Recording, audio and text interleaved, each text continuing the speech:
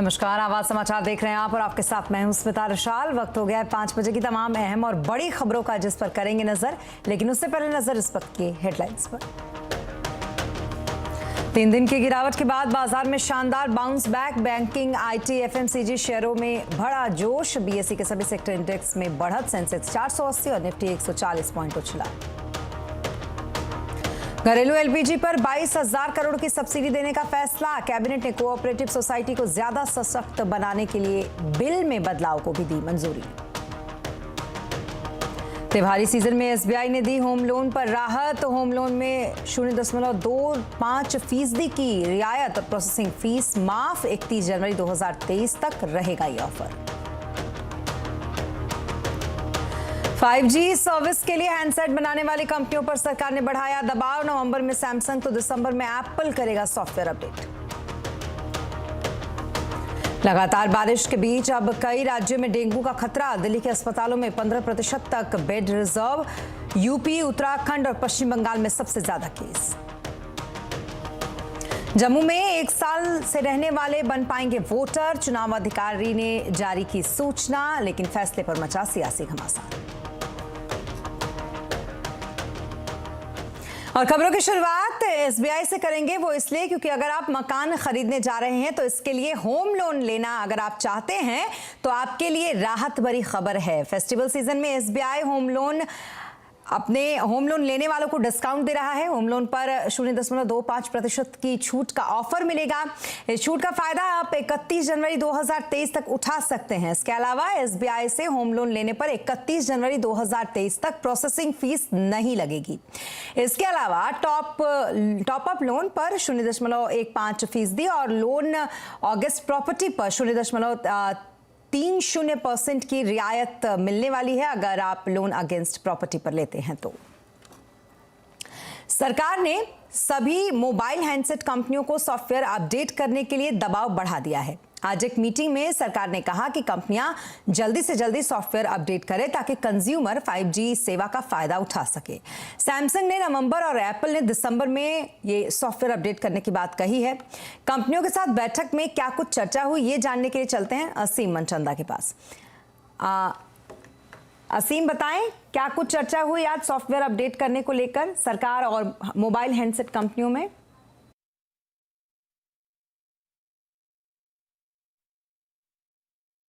देखिए, जो telecom company है उन्होंने 5G सर्विसेज का रोल आउट करने की शुरुआत जो है वो कर दी है। जो भारतीय एयरटेल है उसने 8 सर्किल में, तो जो रिलायंस जो है उसने 4 सर्किल में 5G सर्विसेज देने की शुरुआत जो है वो कर दी है। लेकिन अभी भी मोबाइल ग्राहक जो है अपने 5G हैंडसेट्स के ऊपर इन सेवाओं का इस्तेमाल जो है वो नहीं कर पा रहे, क्योंकि इसके पीछे जो मोबाइल हैंडसेट कंपनियाँ हैं उन्होंने अपने सॉफ्टवेयर जो है अभी तक अपडेट जो है वो नहीं किए हैं। तो इसको लेकर के दूरसंचार विभाग ने आज मोबाइल हैंडसेट कंपनियों के साथ बैठक बुलाई थी और उन्हें निर्देश दिए कि आप अपने सॉफ्टवेयर जो है जल्दी से जल्दी अपडेट जो है वो करें। तो उसके बाद जो एप्पल है उसने बयान जारी किया, उसने कहा कि वो दिसंबर तक अपना सॉफ्टवेयर जो है अपडेट कर देगा और साथ ही साथ सैमसंग है उसके मुताबिक वो नवंबर तक अपने सभी हैंडसेट्स के अंदर 5G सॉफ्टवेयर का अपडेट जो है वो दे देगा। तो अब टेलीकॉम कंपनियां इसी बात की तैयारी कर रही है कि कब ये जो है मोबाइल हैंडसेट कंपनियां हैं वो अपना सॉफ्टवेयर जो है अपडेट जो है वो दे और उसके बाद सर्विसेज जो है मिलने की शुरुआत जो है वो हो पाए। जानकार मानते हैं कि दिसंबर तक सभी हैंडसेट्स के ऊपर 5G सेवाएं जो है वो उपलब्ध होंगी और उसके बाद जो ग्राहक है वो आसानी से इन 5G सेवाओं का इस्तेमाल जो है वो कर सकेंगे। जी, बहुत शुक्रिया तमाम डिटेल्स के लिए असीम आपका।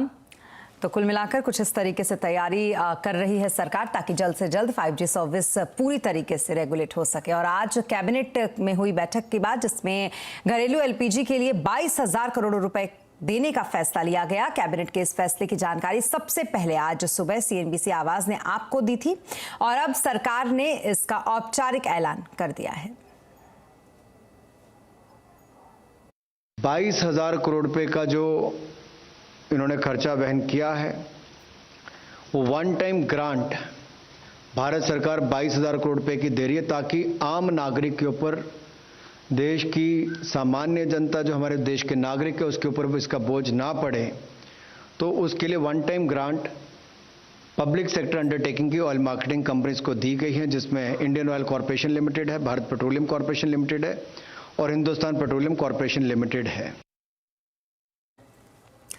जी हाँ, तो कैबिनेट के इस पूरे फैसले के बारे में जानने के लिए चलते हैं लक्ष्मण राव जी के पास। लक्ष्मण जी, ये ऑयल मार्केटिंग कंपनियों को सब्सिडी देने का जो फैसला लिया गया है उसका क्या मतलब निकाला जाए?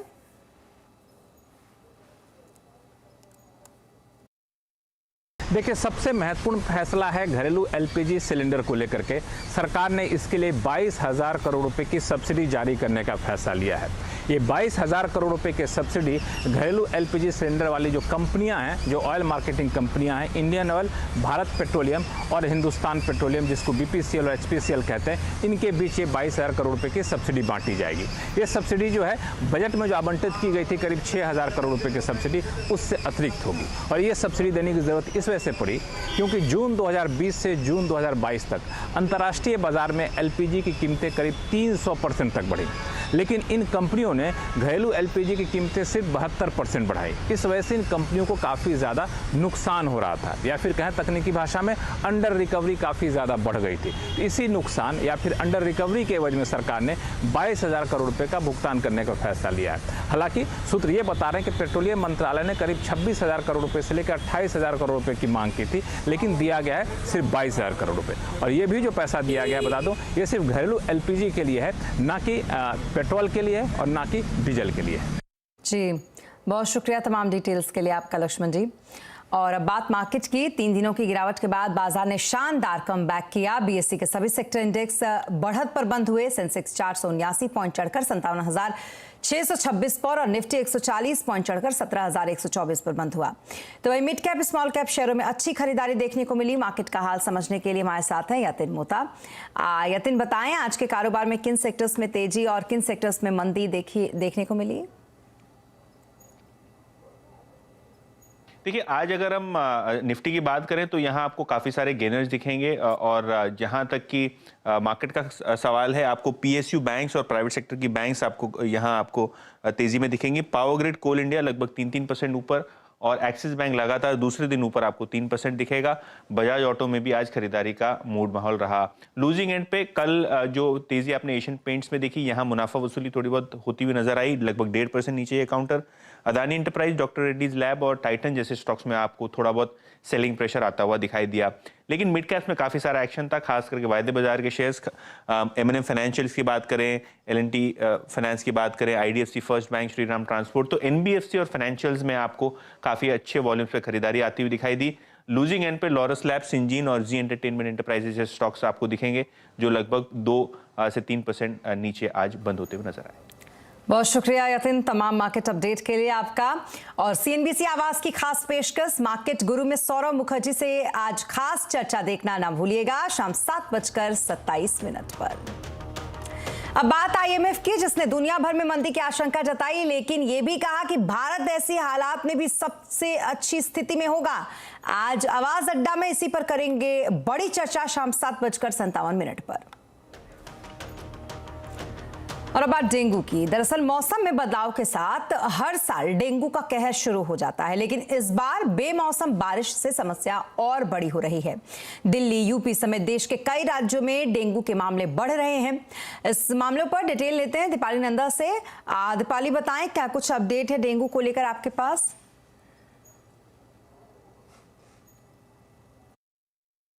देखिए, डेंगू की बात की जाए तो खास तौर पर राजधानी दिल्ली, उत्तर प्रदेश और उत्तराखंड जैसे राज्यों में इसका काफी तेजी से पांव पसरता हुआ दिखाई दे रहा है। शुरुआत करें राजधानी दिल्ली से, तो यहाँ पर जो डेंगू के मरीजों का आंकड़ा है वो 1000 का नंबर पार कर चुका है। वहीं उत्तर प्रदेश और उत्तराखंड की बात की जाए तो यहाँ पर भी डेंगू के मरीजों की संख्या काफी तेजी से बढ़ती हुई नजर आ रही है। उत्तर प्रदेश में प्रयागराज में सबसे ज्यादा इस वक्त डेंगू के केसेस पाए गए हैं। वहीं अगर हम उत्तराखंड की बात करें तो हरिद्वार में केसेस लगातार बढ़ते हुए नजर आ रहे हैं। हालांकि राज्य सरकारों की तरफ से गाइडलाइंस जारी कर दी गई है और खास तौर पर जो नगर निगम है उन्हें भी दिशा निर्देश दिए गए हैं। अगर मैं दिल्ली की बात करूं तो यहाँ की सरकार ने सरकारी हॉस्पिटल में 10 से 15% बेड डेंगू के मरीजों के लिए आरक्षित कर दिए हैं। वहीं उत्तर प्रदेश की बात की जाए तो वहां पर भी एक हाई लेवल मीटिंग की गई और सरकार ने यह फैसला लिया है कि अगर किसी भी इलाके में डेंगू का कोई मरीज पाया जाता है तो रैंडम स्क्रीनिंग की जाएगी। वहीं फॉगिंग की जो प्रक्रिया है उसको भी तेज किया जाएगा। बहुत शुक्रिया तमाम डिटेल्स के लिए दीपाली आपका।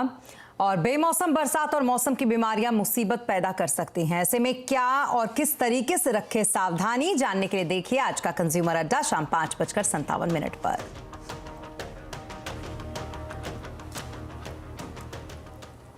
गुजरात चुनाव के लिए बीजेपी की गौरव यात्रा शुरू। दिखाएंगे आपको पूरी तस्वीर और बताएंगे पूरी खबर ब्रेक के बाद।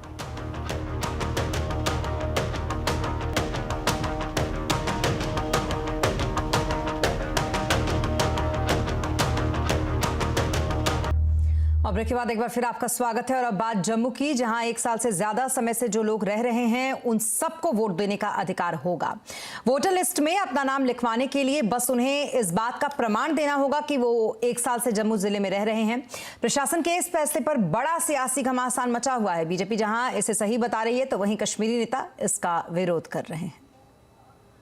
बाहर के वोटर को, जिसको भी आधार कार्ड होगा या जिसके पास अगर उसका घर भी नहीं होगा, उस स्पॉट पे ले जाएंगे उसको जहां पर वो खड़ा होता होगा, रहता होगा, तो उसको भी वोट मिलेगा। इसका बिल्कुल ये मतलब है कि जो वोटर है जम्मू कश्मीर का, उसके वोट की कीमत को खत्म कर देना।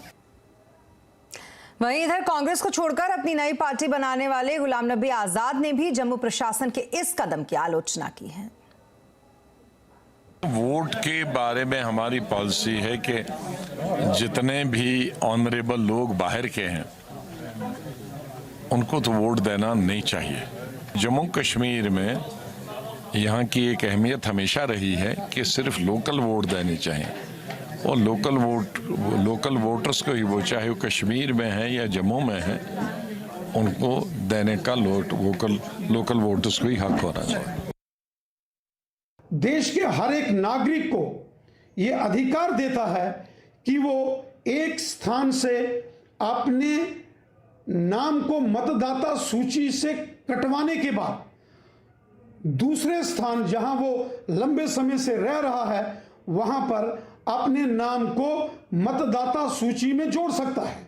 ये सब संविधान के अनुसार है और इसकी इजाजत हमारे देश का संविधान देता है। और अब बात गुजरात में होने वाले चुनाव की, जिसके लिए बीजेपी ने आज शंखनाद कर दिया। बीजेपी अध्यक्ष जेपी नड्डा ने गुजरात गौरव यात्रा को हरी झंडी दिखाई और दिखाकर रवाना किया। ये गौरव यात्रा गुजरात के 144 विधानसभाओं में निकलेगी। इस दौरान 145 जनसभा आयोजित की जाएगी। इस पूरी यात्रा के दौरान 5734 किलोमीटर की दूरी तय की जाएगी। यात्रा में हर दिन एक केंद्रीय मंत्री भी शामिल होगा। मित्रों, ये गौरव यात्रा कोई भारतीय जनता पार्टी की गौरव यात्रा नहीं है। ये यात्रा निकालने वाली भारतीय जनता पार्टी हो सकती है। ये गौरव यात्रा सिर्फ गुजरात की गौरव यात्रा नहीं है। ये गौरव यात्रा भारत के गौरव को स्थापित करने वाली गौरव यात्रा है। और अब बात भारतीय वायुसेना की, जिसके 90 साल पूरे होने पर जम्मू कश्मीर के उधमपुर में एयर शो का आयोजन हुआ, जिसमें भारतीय वायुसेना के शूरवीरों ने अपने दमखम अपना दिखाया। एयर शो में भाग लेने के लिए देश के विभिन्न स्टेशनों से विमान उधमपुर पहुंचे। शो में राफेल विमान, लड़ाकू हेलीकॉप्टर, चिनूक अपाचे, जगुआर और मिग 29 का दमखम यहां देखने को मिला। और कल यानी कि 13 अक्टूबर को देश भर में करवा चौथ का पर्व मनाया जाएगा। करवा चौथ सुहागिनों का पर्व है। कोविड के बाद लोगों में करवा चौथ को लेकर खासा उत्साह है। लगभग 2 साल के बाद बाजारों में पहले जैसी रौनक दिखाई दे रही है। लोग कपड़े से लेकर ज्वेलरी की जमकर खरीदारी कर रहे हैं। पिछली बार कोविड था तो इतना वो नहीं था, घर में ही बुलाए थे मेहंदी लगाने वाले। इस बार तो मतलब खूब चहल पहल है पूरे मार्केट में, लगाने के लिए यहाँ रखें। ये है कि हाँ, मतलब जो मान्यता है उसके आधार पे कि हाँ हस्बैंड के लिए रखें, उनकी जो लंबी उम्र है उसके लिए रखें। लोग तो बहुत ज़्यादा एक्साइटेड है और ये मेरा फर्स्ट एक्सपीरियंस है मेहंदी का और ये फर्स्ट ग्राहक आया है फिलहाल। अब देखते हैं कि कितने आते हैं कितने नहीं। और इसी के साथ इस बुलेटिन में फिलहाल इतना ही, लेकिन खबरों पर लगातार अपडेट के लिए आप बने रहें CNBC आवाज के साथ। नमस्कार।